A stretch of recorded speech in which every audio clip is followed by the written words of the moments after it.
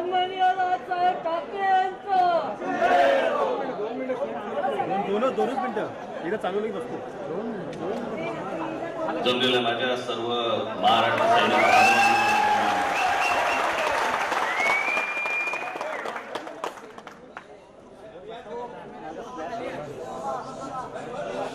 मी आतमध्ये बसून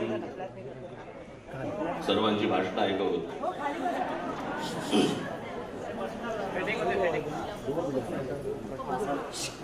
मी म्हटलं काय होतं ते बसल्यानंतर ना भाषणामध्ये कोणी जर समजा आपली स्तुती करायला लागलं ना तर जरा कसं नुसतंच होतं.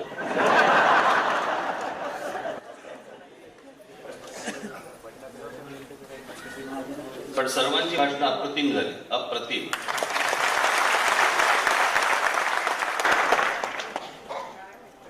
मला वाटलं महाजनांच्या भाषणाला भंसमोर मिळतोय की काय.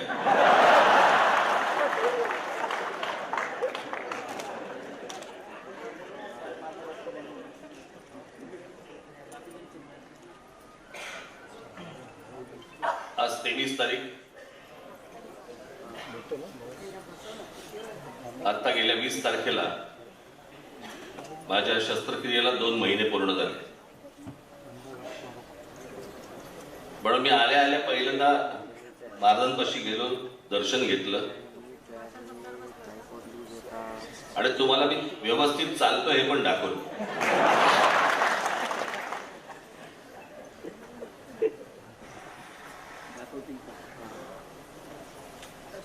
भयानक असते ती शस्त्रक्रिया, कुठलीही शस्त्रक्रिया. खरं तर मला त्याच्या अगोदर मला एक छोटा कट देऊन त्यांनी ते तिथे काहीतरी हाडामध्ये काहीतरी इंजेक्ट करतात का पंक्चर करतात आणि मग तो काहीतरी ब्लड फ्लो सुरू होतो वगैरे वगैरे ते केलं होतं बरोबर. त्याच्यानंतर माझे फिजिओ सुरू झाली, त्याच्यानंतर माझा पाय दुखायचा बंद झाला, सगळं व्यवस्थित झालं आणि बरोबर वर्षभरानंतर परत मला दुखायला लागलं, परत मला चालायला त्रास व्हायला लागला. म्हणून मी डॉक्टरला विचारलं, म्हटलं काय, म्हटलं परत दुखणं सुरू झालं. मला वाटलं सगळं व्यवस्थित झालं होतं. खरं तर काही प्रॉब्लेम असेल तर तो पहिले 4-5 महिने व्हायला पाहिजे होता, नाहीतर आता वर्षभरानंतर होत नाही. मग मला त्यांनी विचारलं कोविड झाला होता का. म्हटलं हो. जगभरामध्ये या कोविड नंतर बऱ्याचशा हाडांचे प्रॉब्लेम्स काहीतरी सुरू झाले आणि त्याच्यामध्ये माझं ते परत कोलॅप्स झालं. ते ऑपरेशन करून आलो होतो, मग आता हे परत झालं. त्या दरम्यान मला एकाने विचारलं, मला कसलं ऑपरेशन. म्हटलं हिप रिप्लेसमेंट. मला म्हणलं हिप रिप्लेसमेंट कशामुळे. मी म्हटलं जवळच्यांनी आणि बाहेरच्यांनी इतकी वर्षाची माझी लावली ना,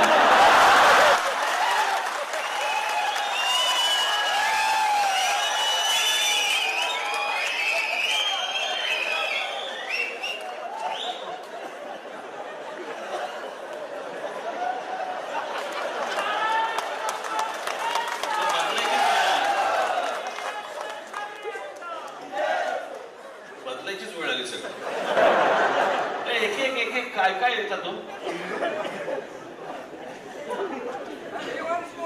ते काय हार्ट रिप्लेसमेंट असते, काय काय किडनी रिप्लेसमेंट असते वगैरे वगैरे. एकाने मला विचारलं, अच्छा हिप रिप्लेसमेंट म्हणजे दुसरी लावणार, म्हणजे कसं दिसेल.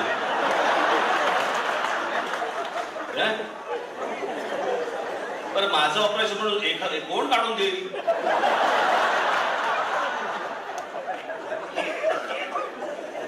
साहेब बरं दिसत नाही, माझी घ्या.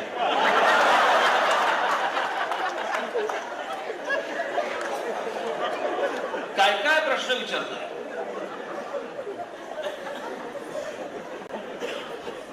माझे एक डॉक्टर होते आमचे, त्यांनी त्या पहिल्या ऑपरेशनच्या वेळेला बाहेर आले आणि या पत्रकारांनी विचारलं, हे कुठेही खातात. एखाद्याच्या गेलेल्याच्या घरी पण जातात.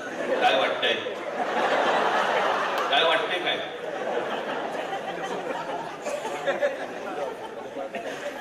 तर आमच्या डॉक्टर, सिनियर डॉक्टर होते ते एक जण, म्हणजे माझं ज्यांनी ऑपरेशन केलं ते नाही.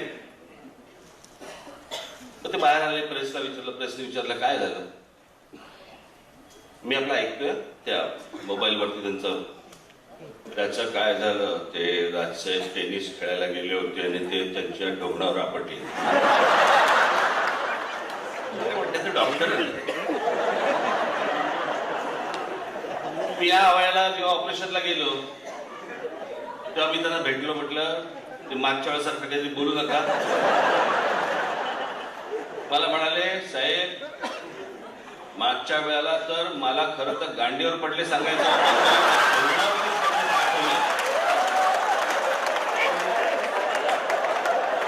मी म्हटलं काही नाही, तुम्ही म्हटलं ते ढोबणावरती ठेवा म्हटलं ते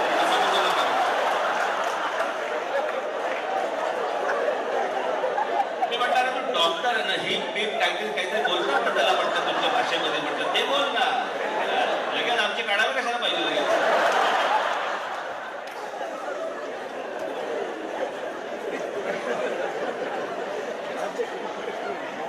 कोण कोण भेटतात मी तुम्हाला सांगतो ना, एक एक जण. पण आता सगळं ठीक आहे, व्यवस्थित आहे. मी जरा उद्या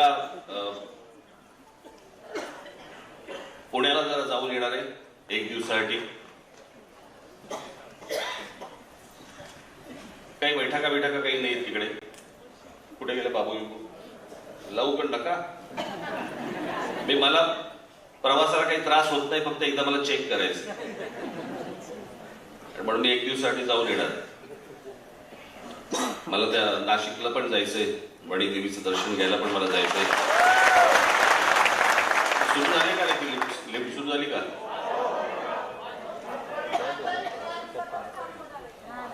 तुमचा पण कोर्ट झालंय रे, पुढच्या तारखा देत आहे. मला त्या दिवशी 1 तारीख बोलला, आता 5 तारीख बोलतो.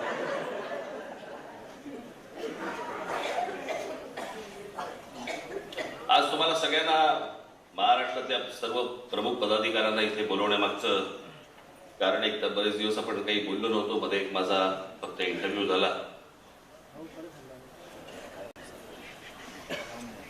आता बाळा नांदगावकर, प्रकाश महाजन, सरदेसाई, संदीप देशपांडे यांच्या भाषणामध्ये तुम्हाला बऱ्याच गोष्टी मिळाल्या, बऱ्याच गोष्टी त्यांनी सांगितल्या.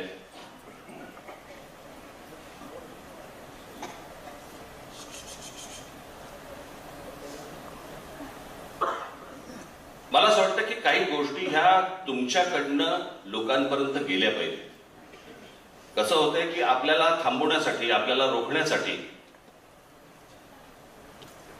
अनेक माध्यम, अनेक राजकीय पक्ष हा जाणून बुजून काही गोष्टींचे प्रचार करत आले आतापर्यंत. आणि त्या वेळेला तुम्ही खरं तर सक्षम आहात, तुम्हाला कान आहेत, डोळे आहेत, मेंदू आहेत, सगळ्या गोष्टी आहेत. पण तिकडे जी उत्तरं द्यायला लागतात त्या उत्तरामध्ये तुम्ही कधीतरी मला थांबवलेलं दिसतं.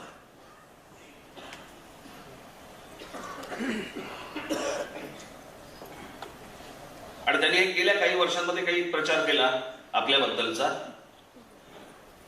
की राज ठाकरे आणि त्यांचा महाराष्ट्र नवनिर्माण सेना हा पक्ष म्हणे आंदोलन अर्धवट सोडतो. एक आंदोलन दाखवायचं, एक आंदोलन जे आपण अर्धवट सोडतो. टोलचं केलेलं आंदोलन आपण जवळपास 65 ते 67 टोल नाके महाराष्ट्रातले बंद केले आपण.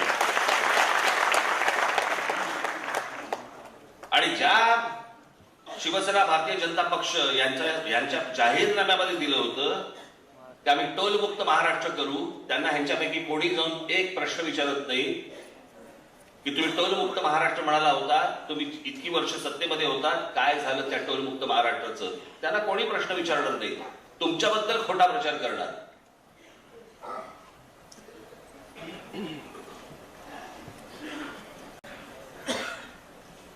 मला असं वाटतं ह्या गोष्टी ज्या वेळेला तुम्हाला कुठेही जिल्ह्यामध्ये, तालुक्यामध्ये, गावामध्ये, शहरामध्ये लोक ज्या वेळेला बोलतात त्यावेळेला तुम्ही हे उलट सांगितलं पाहिजे त्यांना की अरे आम्ही तर इतके टोल नाके बंद केले, तुमच्या पक्षाने काय केलं. तुमच्या पक्षाने शब्द देऊन देखील पाळला नाही. इतकी वर्ष अजूनही टोल चालू आहेत, मुंबईवरती चालू आहेत, पुण्यावरती चालू आहेत, ठाण्यावरती चालू आहेत, सगळ्या ठिकाणी चालू आहेत टोल.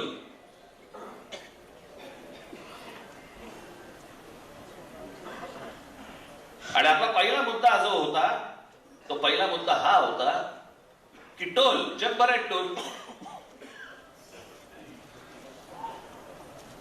टोलवरती पैसे गोळा करतात आणि त्या पैशामधनं जी काही तो ब्रिज उभा केलेला असतो, रस्ता केलेला असतो, काही गोष्टी केलेल्या असतात, त्याची रक्कम गोळा करतात. आपला पहिला प्रश्न असा होता की हे टोल किती वर्ष राहणार, आणि दुसरा प्रश्न होता की किती पैसे गोळा होत आहेत आणि पैसे जात आहेत कुठे, कोणाकडे जात आहेत. आणि सगळी कॅश आहे. ही कॅश रोजच्या रोज जाते कोणाकडे, त्याचं पुढे होतंय काय, त्याची कुठचीही उत्तरं सरकारकडनं, कोणत्याही सरकारकडनं आजपर्यंत आपल्याला दिली गेली नाही.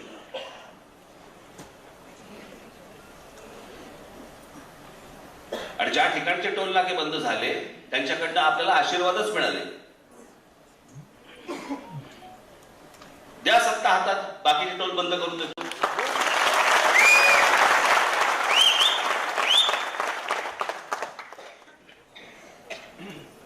याचं कारण या सगळ्यांना या टोलवाल्यांकडनं पैसे जातात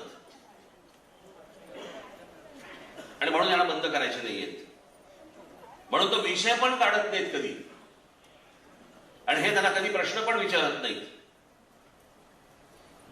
इतक्या पत्रकार परिषदा होतात या सगळ्या लोकांच्या, त्यांना हे प्रश्न खरं तर भन्नावून सोडलं पाहिजे त्यांना की हे तुम्ही टोल बंद करणार बोलला होता, त्याचं काय झालं, त्यांना कोण नाही विचारणार. आणि मग त्यांचे सगळे छुपे लोक हे आपल्याला आपल्याबद्दलचा प्रचार करणार.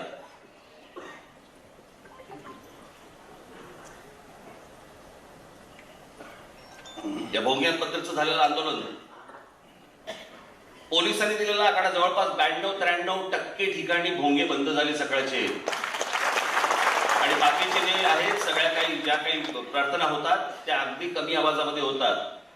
आणि त्याच बद्दलचं ते पत्र होतं माझं. ते जे पत्र मी तुमच्या हातामध्ये दिलं होतं ते पत्र काय होतं, कशासाठी होतं ते पत्र. ते पत्र मी व्हॉट्सअप करू शकलो असतो. मी माझ्या फेसबुकवरती टाकू शकलो असतो. मी माझ्या ट्विटरवरती टाकू शकलो असतो. मी पत्रकार परिषद घेऊन मी ते दाखवून जर समजा ते लोकांपर्यंत गेलं असतं, मी ते पत्र तुमच्या हातात का दिलं. मी ते पत्र तुमच्या हातात एवढ्यासाठी दिलं, मला पाहायचं होतं तुमचा आणि समाजाचा कनेक्ट किती आहे, तुम्ही लोकांपर्यंत कसे पोहोचताय, तुम्ही लोकांपर्यंत जाताय की नाही जाताय.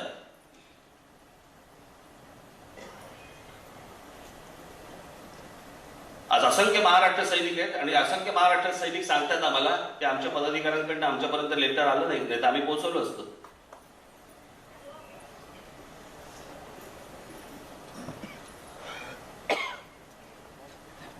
काहींनी मोठ्या प्रमाणावरती हलगर्जीपणा केला. थंड झालेत. निवडणुकांचे वारे फक्त डोक्यामध्ये आहेत. पक्ष नाही, संघटना नाही, काही नाही. हे जे आता चालू आहे ना सगळं महाराष्ट्रामध्ये गेले 2-2.5 वर्ष राजकारण चालू आहे ना, ही चांगली गोष्ट नाही बरं का महाराष्ट्रासाठी. असं महाराष्ट्रात कधीही नव्हतं. जो मतदार आहे ना, मतदार ज्यांनी 2019ला जेव्हा निवडणुका झाल्या, 2019ला ज्यांनी मतदान केलं ना, त्यांना कळत पण नसेल आपण मतदान कोणाला केलं, कोण कोणामध्ये मिसळलं आणि कोण कोणामधनं बाहेर आला, काहीच कळत नाहीये.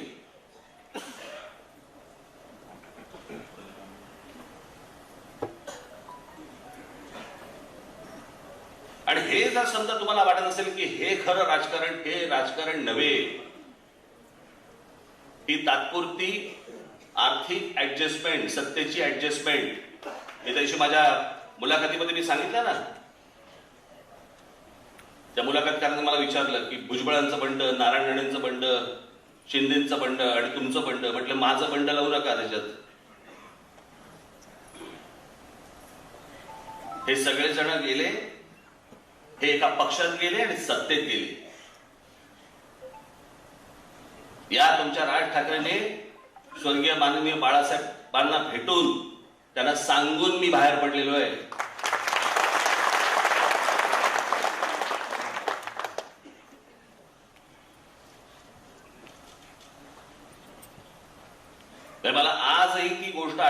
जेव्हा बाळासाहेबांना कळलं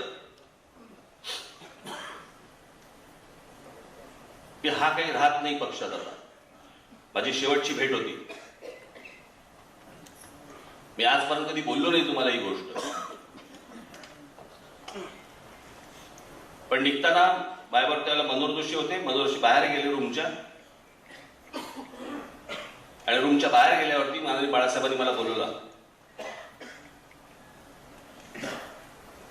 असे हात पसरले माझ्यासमोर, मला मिठी मारली आणि म्हणाले आता जा.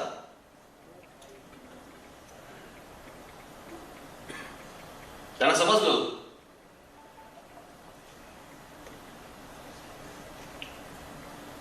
त्याच्यामुळे मी दगाफटका करून, गद्दारी करून, पाठीत खंजीर खुपसून असा नाही बाहेर पडलो मी.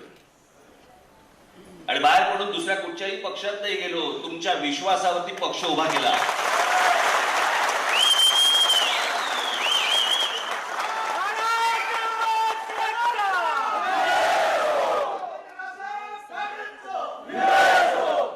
आजपर्यंत आपल्या पक्षाने जेवढी आंदोलनं केली आहेत, इतर कुठच्याही राजकीय पक्षाने इतकी आंदोलनं केलेली नाही आणि यशस्वी केलेली नाही. काढा, सगळ्यांचे मोर्चे काढा आणि सगळ्यांचे तुम्ही आजपर्यंतची आंदोलनं काढा आणि सांगा कुठच्या गोष्टी पूर्ण झाल्या त्यांच्याकडनं. आमच्या मोबाईल फोनवरती फक्त हिंदी आणि इंग्रजी फक्त ऐकू येत होतं. महाराष्ट्रामध्ये आमची मराठी ऐकू येत नव्हती. त्यासाठी महाराष्ट्र नवनिर्माण सेनेचा माझा महाराष्ट्र सैनिकांनी, आमचा अविनाश जाधव कुठे इथे असेल कुठे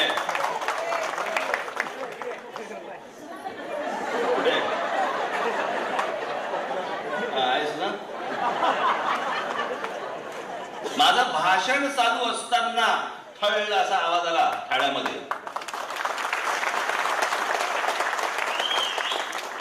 आणि दुसऱ्या दिवशी मला त्या सगळ्या ते जेवढे मोबाईल फोनवाले जेवढे आहेत त्यांच्याकडनं पत्र आली की आम्ही लवकरात लवकर आम्ही मोबाईल फोनमध्ये मराठी लवकरात आणतोय. म्हटलं लवकरात लवकर नाही, 1 आठवडा देतो.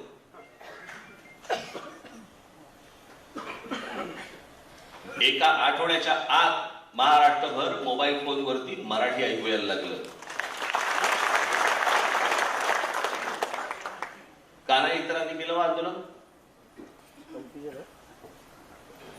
हे भोंग्यांचं आंदोलन, मशिदीवरचे भोंगे काढा, भोंगे काढा, भोंगे काढा, किती वर्ष सुरू होतं.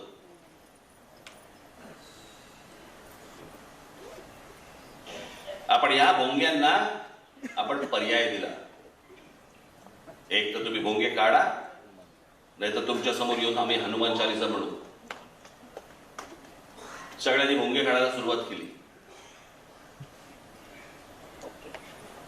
आज अनेक मुस्लिम समाजातले लोक देखील सांगतात की ते बरं वाटतं आता का झाला.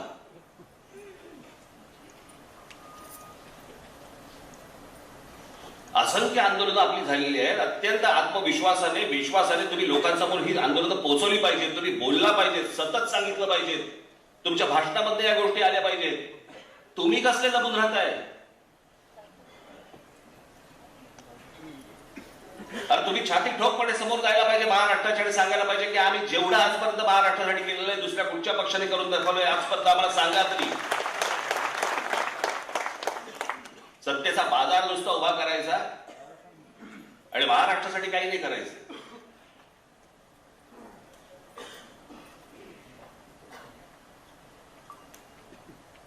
त्या नुपूर शर्मा त्या बोलल्या, त्यांना काढून काय टाकलं, माफी काय मागितली सगळ्यांनी.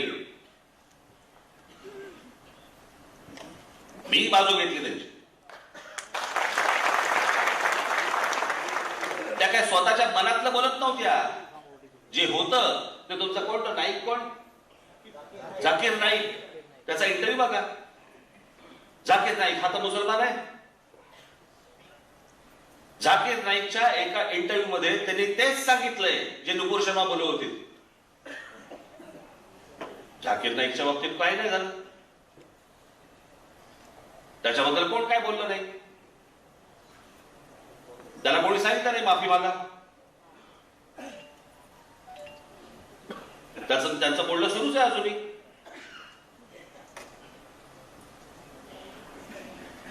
प्रश्न असा आहे, ते हरामखोर दोन भाऊ ते ओवेसी, त्यातला एक जण आमच्या देवतांबद्दल, देवी देवतांबद्दल बोलतो.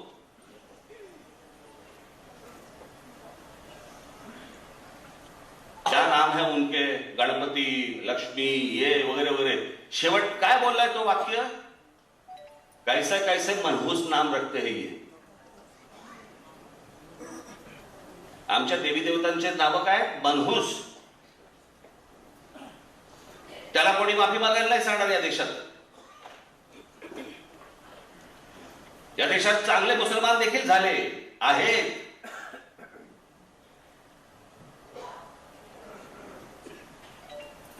त्यांच्यासारखे दळिद्री नाही, पण यांना कोणत्याही प्रकारचा कोणतेही सरकार चाप लावायला तयार नाही. त्यांच्या जिभेवरती कुठच्या प्रकारची बंधन आणायला तयार नाही.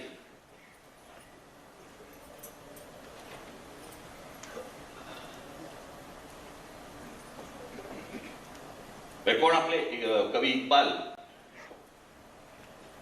सारे जहां से अच्छा. कवी इक्बाल या माणसानं लिहिलेलं काव्य, त्या काव्यामध्ये तो भारत नाही म्हणत आहे माणूस, सारे जहां से अच्छा हिंदुस्तान हमारा.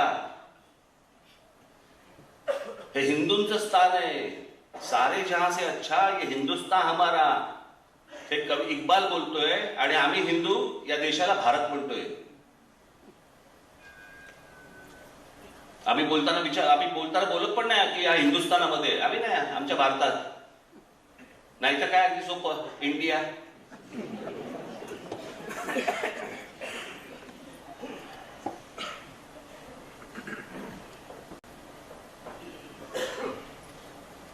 एवढ्या घटना, एवढ्या गोष्टी आज इथे घडतायत, पण कोणी गांभीर्याने घ्यायला तयार नाही.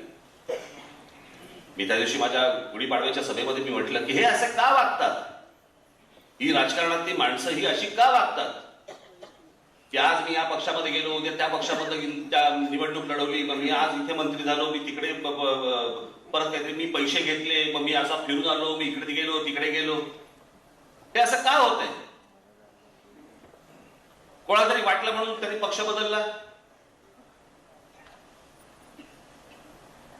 निवडणुकीच्या काळामध्ये, ते विधानसभेच्या निवडणुकीच्या काळामध्ये, या सगळ्या तुमच्या जिल्हा परिषदा वगैरे वगैरे, इथे नाही झालं, मला तिकीट नाही मिळालं, मी ह्या पक्षात गेलो, मी ह्या पक्षातून त्या पक्षात गेलो. मला लोकांची कमाल वाटते. मला महाराष्ट्रातल्या, देशातल्या जनतेची कमाल वाटते की त्याच्यानंतर तुम्ही ह्यांना मतदान करता.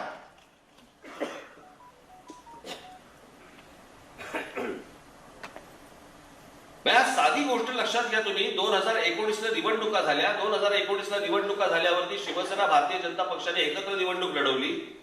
एकत्र निवडणूक लढवल्यावरती दोघांनी फारकत घेतली. काय तर म्हणे 2.5 वर्ष मुख्यमंत्री पदाचे घोषित केलं होतं.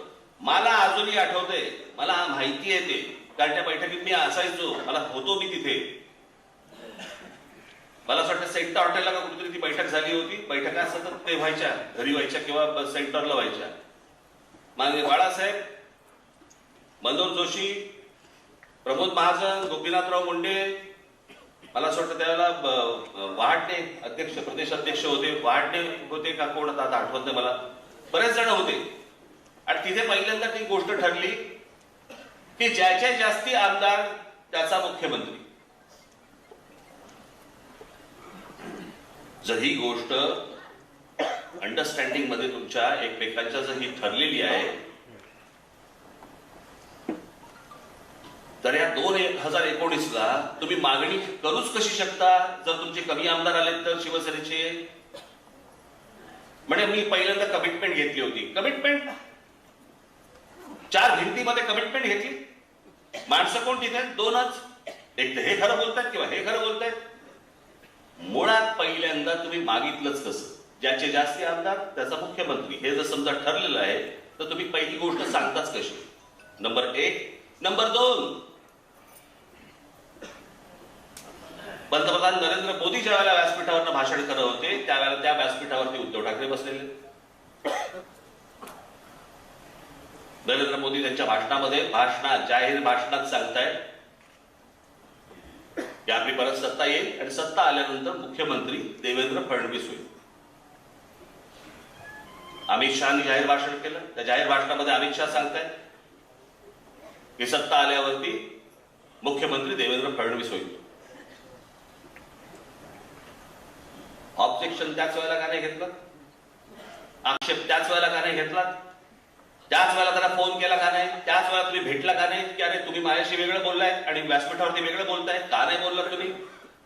सगळे निकाल लागल्यावरती मग तुम्हाला आठवलं. याचं कारण ह्या सगळ्या गोष्टींची बोलणी ही अगोदरपासून सुरू असतात. आणि मग काय तर काँग्रेस, एनसीपी आणि शिवसेना यांचं सरकार. लोकांनी मतदान कोणाला केलं होतं? म्हणजे असं आपण पकडूया की शिवसेना भारतीय जनता पक्षाला मतदान करणारे लोक आणि काँग्रेस एनसीपीला मतदान करणारे लोक, दोघांनाही काय झालं असेल?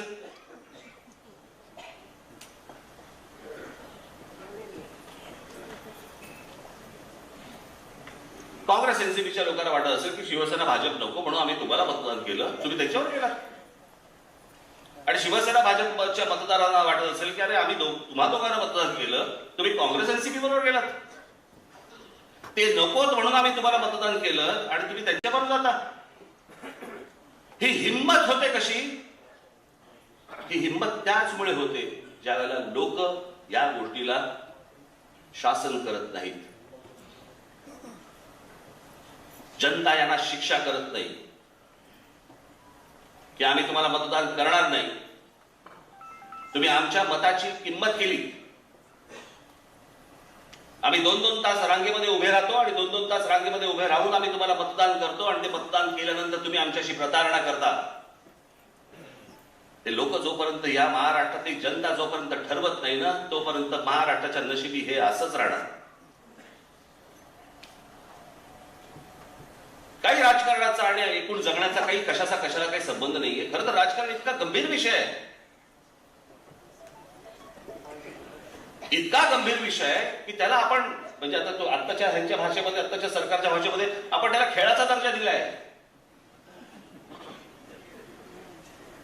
दहीहंडीला देतोच आहोत, अजून कशाला काय कोजागिरीला मंगळागौर खेळाचा दर्जा.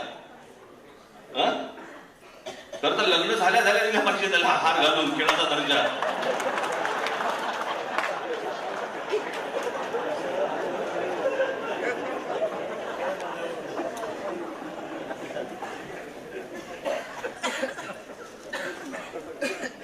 हे राजकारण असं होण्यामागची कारण आहे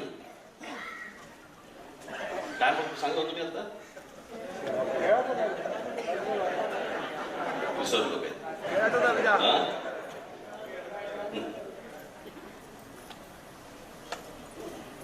हे राजकारण असं होण्यामागचं कारण, याचं कारण आपण गांभीर्याने पाहत नाही आहोत त्याच्याकडे. राजकारण हा इतका गंभीर विषय. इथे माझ्या समोर भगिनी बसलेल्या आहेत माझ्या. तुमच्या घरी सकाळी येणार पाणी हे महानगरपालिका ठरवते. तुमच्या घरी येणारं दूध त्याचा भाव काय असावे हे राज्य सरकार ठरवतं. त्या राज्य सरकारमधलं ते मंत्रिमंडळ ठरवतं. तुमच्याकडे येणारी साखर याचा भाव हे राज्य सरकार ठरवतं. तुमच्याकडे येणारी वीज, या विजेचे पैसे किती असावेत, काय असावेत हे राज्य सरकार ठरवतं. हे सगळं सरकार जर समजा ठरवत असेल तर त्या सरकारला ज्याला आपण निवडणुका म्हणतो आणि ज्या निवडणुकांमधनं लोक आतमध्ये जातात आणि जे सरकार चालवतात ते आपण इतकं फालतू समजतो.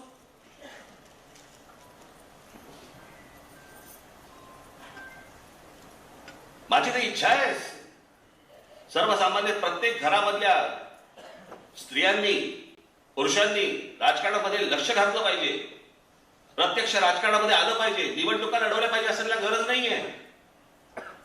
पण राजकारण हे इतकं मोठं आहे, इतकं विस्तारलेलं आहे की या विस्तारलेल्या सगळ्या राजकारणामध्ये लोक आली पाहिजेत. नाहीतर ज्यांनी खळेखंडोबा करून ठेवलेला आहे राजकारणाचा, आपल्या माथी फक्त तेच असेल. चांगल्या विविध क्षेत्रामध्ये काम करणारे लोक, महिला आज आल्या पाहिजेत राजकारणामध्ये. माझं एक पत्र येणार आहे या बाबतीतलं. मी महाराष्ट्रातल्या सगळ्यांना माझ्या माता भगिनींना माझ्या सगळ्या बांधवांना माझी मी हाक देणार आहे की राजकारण इतकं विस्तारलेलं आहे. राजकारणामध्ये करण्यासारख्या इतक्या गोष्टी आहेत. फक्त निवडणुका एवढ्याच करण्यासारखी गोष्ट नाही आहे. भरपूर गोष्टी आहेत. त्या करण्यासाठी तुम्ही आलं पाहिजे, प्रत्यक्ष आलं पाहिजे. ज्या राजकारणाबद्दल आपण जेव्हा बोलतो किंवा राजकारणामध्ये आहे ना, त्याला तुम्ही तुच्छ मानता आणि तुच्छ मानल्यानंतर त्याच राजकारणासाठी 2-2 तास उभे राहून तुम्ही मतदान करता. मग ते तुच्छ कसं? मग कोणासाठी मतदान करायला जाताय तुम्ही?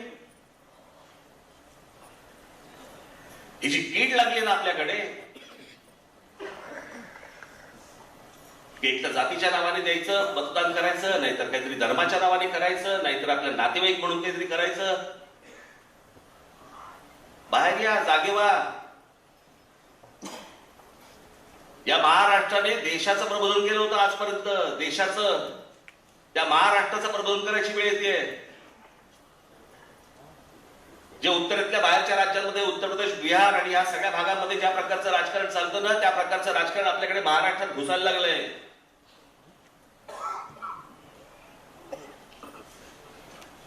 या सगळ्या राजकारणाला लोकांनी जाब विचारला पाहिजे. ज्याला मत मागायला येते ना, त्याला जाब विचारले पाहिजेत. हे काय करता तुम्ही? या कोणालाही प्रश्न विचारायचे नाही, प्रश्न विचारायचे आम्हाला.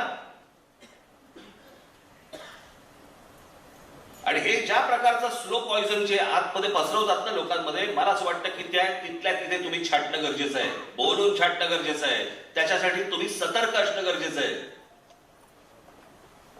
मी माझ्या भाषणामध्ये काय बोलतो, माझ्या मुलाखतींमधनं काय बोलतो, माझ्या पत्रकार परिषदांमधनं मी काय बोलतो, त्याचे मुद्दे तुम्ही काढले पाहिजेत.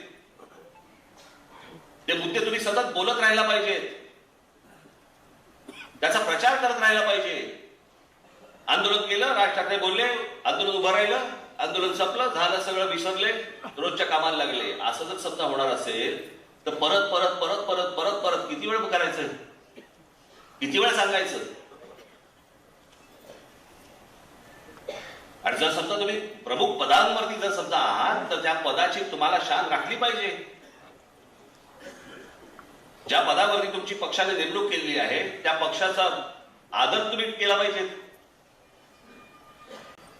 जे तुमच्या बरोबरचे, जे तुमच्या आपल्या बरोबरचे जे सहकारी आहेत, या सगळ्या सहकाऱ्यांना तुम्ही काहीतरी सांगितलं पाहिजे, काहीतरी दिलं पाहिजे. तुम्ही पण त्यांच्यातले जर समजा होणार असाल आणि वाद घालत बसणार असाल, कसं होणार जर सांगा मला. बाकीच्या राजकीय पक्षांमध्ये हे धुडगूस चालू असेल तर धुडगूस चालू देत. मी या आपल्या पक्षामध्ये हे चालू देणार नाही.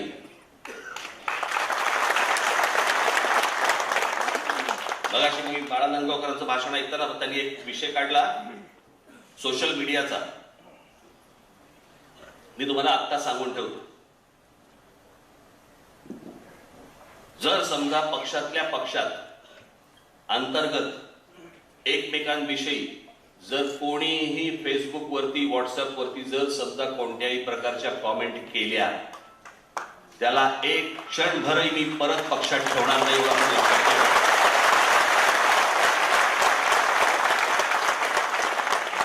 तुमचे चोचले मी खूप पुरवले आजपर्यंत. झालं तेवढं खूप झालं.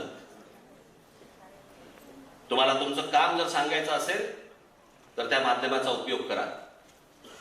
पण तुम्हाला एकमेकांची गुणीधुणी जर काढायची असतील त्या माध्यमावरती काढून तर बघा. आणि जर असं कोणी काढलं असेल तर ते माझ्यापर्यंत पोहोचलं पाहिजे. हर्षल देशपांडे आहेत, सचिन मोरे आहेत किंवा इतर आमचे पक्षातले आपले नेते आहेत, यांच्यापर्यंत ते पोहोचलं पाहिजे. माझ्यापर्यंत ती गोष्ट आली पाहिजे. आज निवडणुका तोंडावरती आहेत, कधी होतील मला माहिती नाही. अगं अगं म्हशी हेच चालू आहे आता.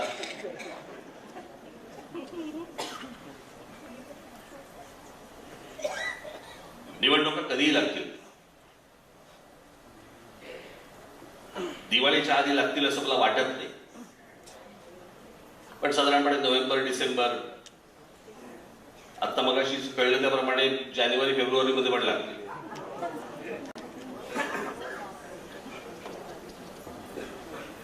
हा जो सगळा मेस झाला ना, सगळा चिखल झालाय ना, याचं कारण विचारणारे कोण नाही, बोलणारे कोण नाही,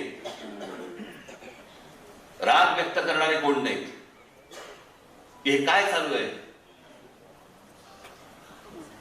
2 वर्ष आता किती, 2 झाली आता, त्याला किती वर्ष झाली लॉकडाऊन संपून, अजून तेच चालू आहे. आता जिल्हा परिषद आणि पंचायत समित्या पुढे ढकलल्या गेल्या.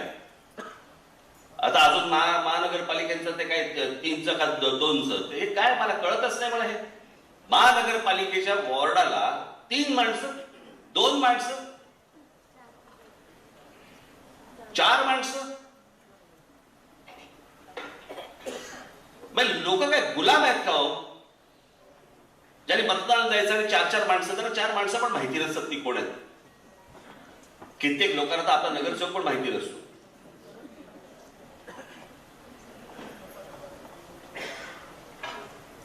पण ह्या 4 माणसांचे तुम्ही मतदार काय निवडणुका करताय, त्यांचे काय प्रभाग काय करताय, त्याच्यामध्ये निवडणुका लढवायच्या, कोणी तो भाग बघायचा कोणी?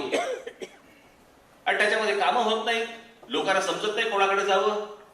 मग ह्याने करायला घेतलं की हा विरोध करतो, त्याने करायला घेतले की तो विरोध करतो. हे कुठचं राजकारण चालू आहे? याचं कारण लोक जाब विचारत नाहीयेत की हे काय चालू आहे, कोणतं राजकारण चालू आहे. नाही तर आम्ही बहिष्कार टाकतो निवडणुकीवरती, आम्ही मतदाराला येणार नाही. हे एकदा लोकांनी ठरवणं गरजेचं आहे, जनतेने ठरवणं गरजेचं आहे. खेळ मांडलाय नुसता, गृहीत धरलंय लोकांना, गृहीत. आपण काही केलं, 4चा प्रभाग करा, नंतर 3चा करा, नंतर 2चा करा, नंतर 1चा करा. लोक येतील, मतदान करतील, जातील कुठे? मग त्याच्यामध्ये पैसे वाटायची सुरुवात करायची.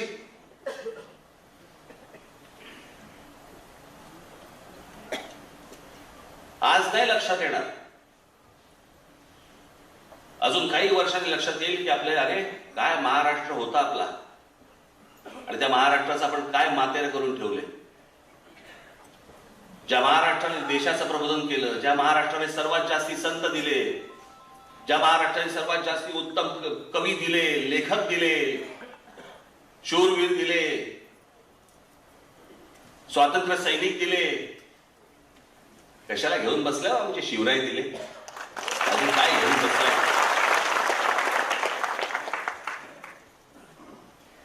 आहे का कोणाच्या वाट्याला, कुठच्या तरी राज्याच्या वाट्याला आहे का हे सगळं? आम्हाला आमच्या लोकांची, मोठ्या लोकांची किंमतच नाही आम्हाला.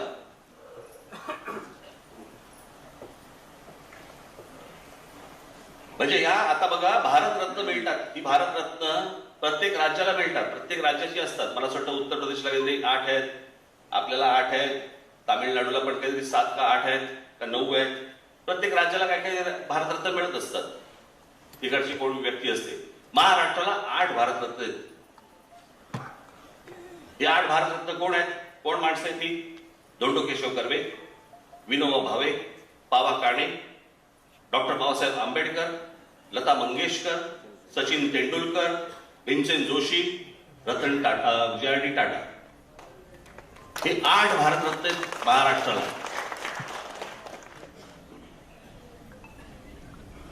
या 8 भारतरत्नांपैकी 4 भारतरत्न ही एकट्या दापोलीतली आहेत.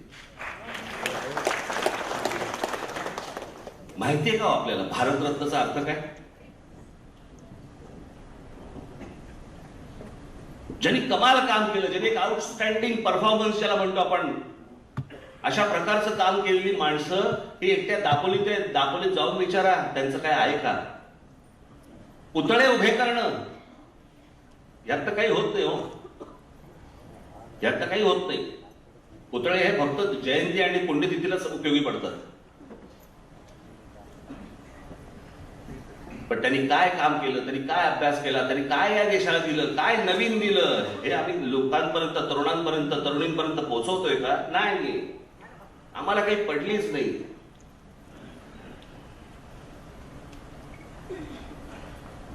आम्ही रोजच्याच विवंचनेमध्ये इतके गुरफटून गेलेलो आहोत की आमच्याकडे कोण मोठी माणसं झाली आणि का मोठी माणसं झाली, आम्हाला काही देणं घेणंच नाही.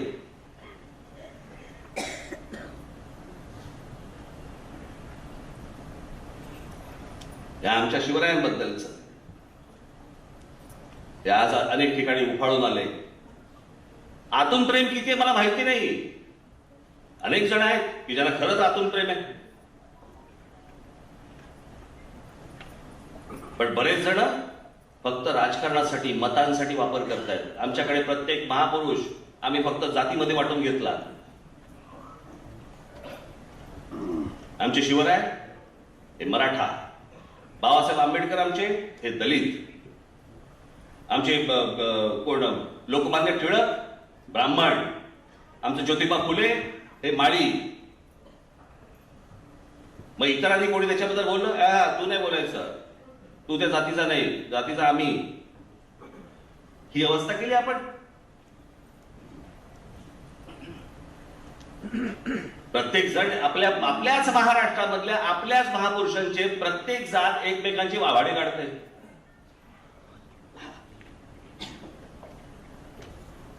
आणि ह्याचं कारण तुम्हाला वेगवेगळं ठेवायचंय, सगळ्यांना तुम्हाला वेगवेगळं ठेवायचंय. या अख्ख्या सगळ्यांचं जी वाईट नजर सगळी आहे ना, ही महाराष्ट्रावरती आहे. की इतकी वर्ष हा महाराष्ट्र, मी त्याशी माझ्या मुलाखतीमध्ये सांगितलं ना, की वारसा कुठचा असतो? वारसा हा वास्तूचा नसतो, वारसा हा विचारांचा असतो.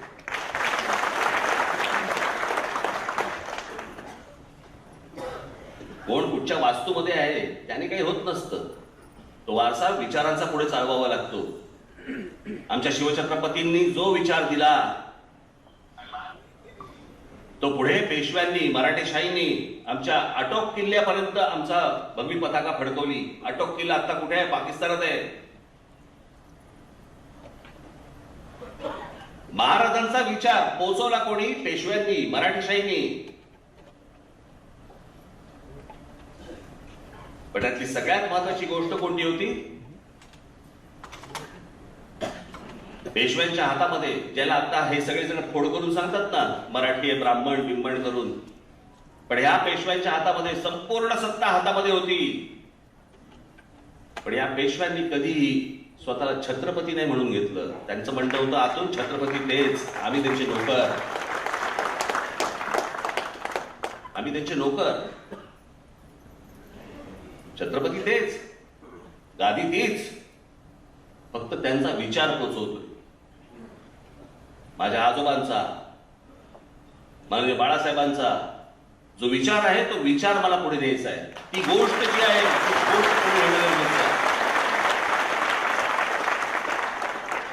माझ्याकडे निशाणी असली काय नसली काय, नाव असलं काय नसलं काय, यांनी काही फरक पडत नसतं. माझ्याकडे विचार आहे. सगळ्यात मौल्यवान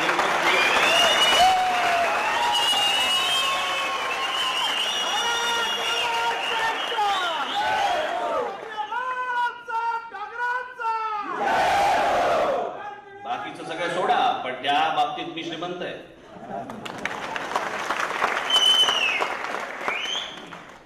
आणि या महाराष्ट्रामध्ये ज्या लोकांनी, महापुरुषांनी जे विचार पेरले ते ऐकणं, ते वाचणं, त्यातनं बोध घेणं, महाराष्ट्र समजून घेणं, मला असं वाटतं की ती गोष्ट प्रत्येकाने करणं गरजेचं आहे. तर ह्या गोष्टी पुढे टिकतील.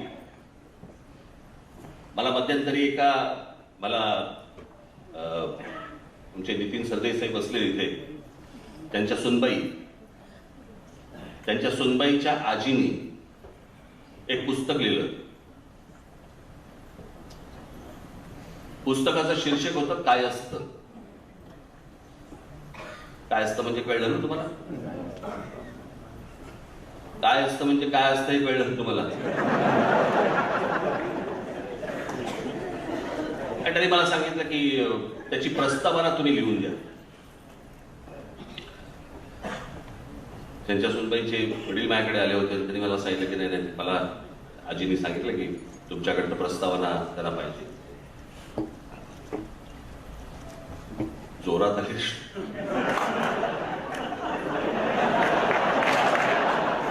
जा म्हणतात तिथं थारोड करायचं होतं.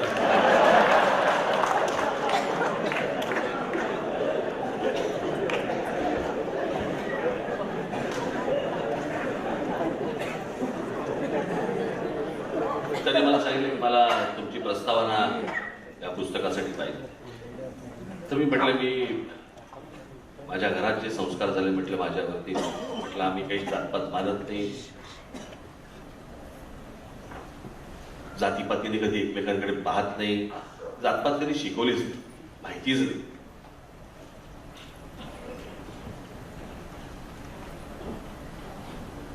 पण नाही म्हटलं तरी पण तुम्ही रस्त्यावर दिसते. मी ते पुस्तक चाळलं. आपण जरूर ते पुस्तक वाचा, ज्याच्यामध्ये काय असतं, समाजामध्ये कोणकोणत्या रूढी परंपरा काय काय गोष्टी असतात, त्याच्यामध्ये खाद्यपदार्थ कोणते असतात, ते बनवायचे कसे, काय काय गोष्टी असतात, कुलदैवत कुठची, आडनावं कुठची, सगळ्या गोष्टी त्या एका पुस्तकामध्ये दिलेल्या होत्या. आणि ते पुस्तक मी पाहिलं आणि म्हणून मी प्रस्तावना लिहिली. त्याच्यामध्ये मी सगळं सुरुवातीला ह्या सगळ्या गोष्टी दिल्या आणि त्यातलं सगळ्यात प्रामुख्याने माझं जे म्हणणं मी त्याच्यामध्ये लिहिलं की सर्व जातींमधली मला आवडणारी जर कुठची संस्कृती असेल कुठची, तर ती खाद्य संस्कृती. आणि म्हणून त्या प्रस्तावनेचा शेवट मी केला होता की ज्याला आपण मी मध्यंतरी बोललो नाही का, मी हिंदू म्हणजे काय, आपण सर्वजण हिंदू आहोत. पण या देशामधला हिंदू हा फक्त हिंदू मुसलमान दंगलीत हिंदू असतो. तो 15 ऑगस्ट 26 जानेवारीला तो भारतीय होतो. चीनचं आक्रमण झालं की त्याला समजतच नाही की आपण हिंदू आहोत का भारतीय आहोत का कोण आहोत. बरं, चीनच्या पदार्थांवरती किंवा कुठच्या गोष्टींवरती बहिष्कार टाकायचा ठरला तर रात्रीची गाडी बंद होते. पण रात्री आल्यावरती खायचं काय, अशा तो हलका विवंचित असतो. त्यातनं बाहेर आला की तो मराठी होतो, पंजाबी होतो, बंगाली होतो, तामिळ होतो, गुजराती होतो, सगळं होतं. मराठी झाला की तो ब्राह्मण होतो, मराठा होतो, काय माळी होतो, अजून कोणत्या जातीचा होतो. आणि मग त्या जातीतनं बोलताना, खास करून तुमच्याकडे असेल या सेक्शनकडे जरा जास्ती असतं ते, एखादा पदार्थ केला, मनात ठेवा तुमच्या, पण तुमच्याकडनं येणारं वाक्य सांगून ठेवतो. एखादा पदार्थ केला की तो पदार्थ केल्यानंतर चाखल्यावरती आमच्याकडे जरा थोडा वेगळ्या पद्धतीचा पदार्थ होतं की नाही. तो आमचा म्हणजे कुठचा, त्या आमच्यात एक जात असते. आता जर इथे जर समजा आपण असू, साधी गोष्ट लक्षात घ्या, 10 समजा दाम्पत्यांचं लग्न झालं आपल्याकडे, तर 10 विविध देवांना जातात, बरोबर की नाही. आणि एवढी सगळ्या गोष्टी असून देखील आपण हिंदू आहोत, कारण हिंदू ही संस्कृती आहे. म्हणून आजपर्यंत 1000 वर्ष झाली आपण पारतंत्र्यामध्ये होतो.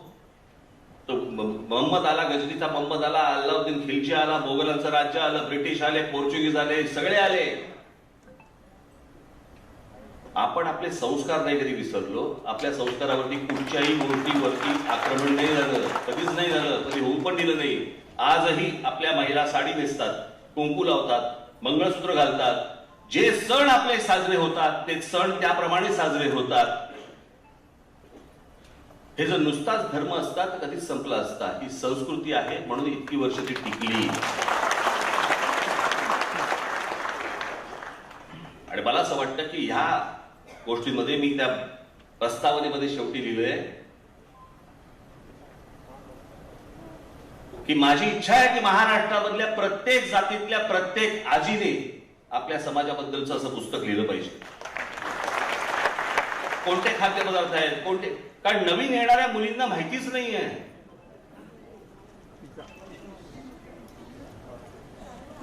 काही जणांना घरून संस्कार मिळतात, पण काही जणांना मिळतच नाही. माहितीच नसतं की हा पदार्थ कसा बनवायचा, किंवा आपल्याकडचे सण जे साजरे करायचे ते कसे करायचे, काय काय गोष्टी करायच्या माहिती नसतं. मला असं वाटतं की ह्या गोष्टी तुमच्याकडनं होणं गरजेचं आहे. मी खरंच सांगतो, मगाशी जे मी म्हटलं ना की राजकारणामध्ये करण्यासारख्या प्रचंड गोष्टी आहेत. समाजामधल्या वेगवेगळ्या क्षेत्रामध्ये काम करणाऱ्या वेगवेगळ्या क्षेत्रामध्ये पुढे आलेल्या अनेक महिलांनी पुरुषांनी राजकारणामध्ये सहभाग घेतला पाहिजे, राजकारणामध्ये आलं पाहिजे, राजकारणातली विविध अंग सांभाळली पाहिजेत, तर मला असं वाटतं की येणारा काळ महाराष्ट्रासाठी, महाराष्ट्राचा भविष्य काळ हा उज्ज्वल असेल.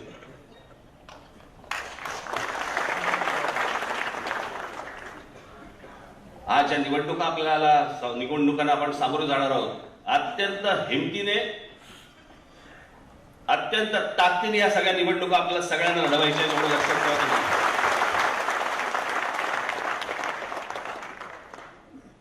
माझी तुम्हाला हात जोडून विनंती आहे, खरंच जोडतोच, ऍडजस्टमेंट करून निवडणुका लढवू नका.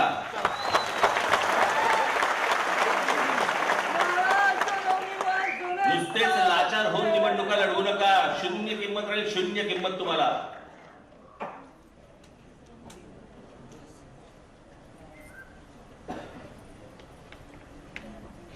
की माझे एवढे घे, तुझे तू एवढे घे, त्याचे काय विचार चालतात ना, काय काय गोष्टी चालतात त्या. पण ह्यातनं तुम्ही तुमची किंमत शून्य करून घेतात. तिकडे समाजामध्ये ह्या गोष्टी लपून राहत नाहीत, अजिबात लपून राहत नाहीत, या बाहेर येतातच. आणि मला असं वाटतं की ह्या निवडणुका तुम्ही पूर्ण ताकदीने लढवणं गरजेचं आहे. माझ्याकडनं, पक्षाच्या नेत्यांकडनं, तुमच्याकडनं, सगळ्यांकडनं जो आपल्याला निवडणुकीला उभा आहे त्याला पूर्ण ताकद देणं गरजेचं आहे. मला जिथे जिथे शक्य होईल त्या त्या ठिकाणी, सगळ्या ठिकाणी मी सभा घेणार आहे. अनेक ठिकाणी मी मेळावे आत्ताच सुरू करणार आहे. आणि साधारणपणे मी आता गणपती झाले, अनंत चतुर्दशी मला असं वाटतं 9 तारखेला आहे. अनंत चतुर्दशी झाली की मग मी दौऱ्यावरती निघीन. त्यावेळेला दौऱ्यामध्ये आपल्या जिल्ह्यामध्ये येईल, त्यावेळेला आपल्या सर्वांचं दर्शन मला होईलच. तोपर्यंत ह्या सर्व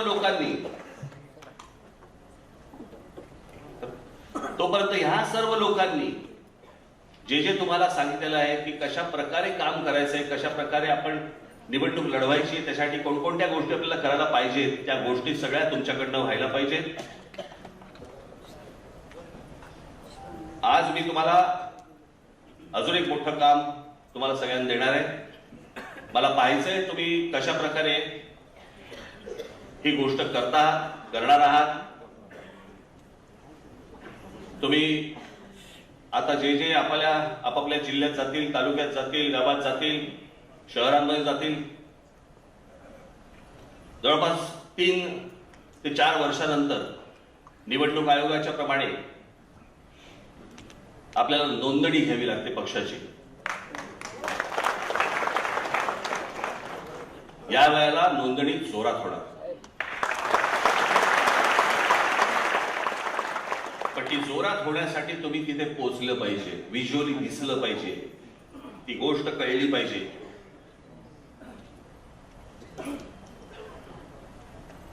जिथे मंदिरं असतील, जिथे कॉलेजेस असतील, जिकडे मॉल असतील, मार्केट असेल. आता गणपती आहेत, सार्वजनिक गणेशोत्सव असतील, अनेक ठिकाणी तिथे आपली होर्डिंग्स दिसली पाहिजेत. मला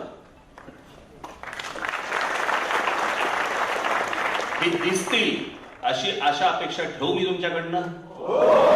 नक्की काय असेल, कसं असेल, त्याचं पुढे काय काय होईल ते मला असं वाटतं सौरभ करंदीकर हे 2 मिनिटाचं प्रेझेंटेशन तुम्हाला देतील, ते आपण बघावं. एवढीच फक्त आपल्याला सर्वांना विनंती करतो. आज सगळेजण तुम्ही बाहेरगावून आलेला आहात. जाताना अत्यंत नीट गाड्या चालवत, व्यवस्थित नीट घरापर्यंत पोहोचा. घरचे आपले सगळेजण वाट बघतायत. महाराष्ट्रासाठी तुम्ही सगळेजण खूप महत्वाचे आहात, एवढं लक्षात ठेवा. आणि आपापल्या घरी जा. आज मी इथेच थांबतो. आपल्याला सर्वांना निरोगी दीर्घायुष्य मिळो एवढीच फक्त एक इच्छा व्यक्त करतो आणि आपल्या सर्वांची रजा घेतो. धन्यवाद. जय हिंद, जय महाराष्ट्र. चला सेट करून बसा.